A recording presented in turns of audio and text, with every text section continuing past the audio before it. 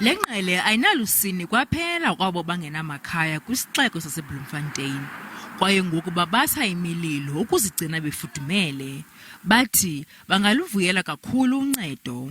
We're not coping really well, but surviving is something that is there, within God, because siphila ngoNkulunkulu. Ara nna ke kipa wa mo ka o besa mollo ka o ke futumala ka ta o besa mollo ke futumala ke phile ke a robala ona o ye o hle mo ke kana go bontsha go ke ona ke kipa wa mo ka ona ka le ga beste mollo ga futumala wa ha go ka futumetse ga robala.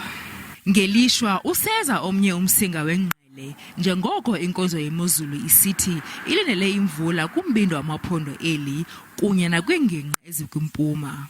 Quite significant amounts of rain could happen from Sunday to, it looks like, by Thursday. So 4 days of rain, and then obviously when the rain starts it's going to get cold again. Kusenjalo umasipala waseMangaung uthi le mililo ibeka emngciphekweni izakhiwo zophuhliso kwesi sixeko.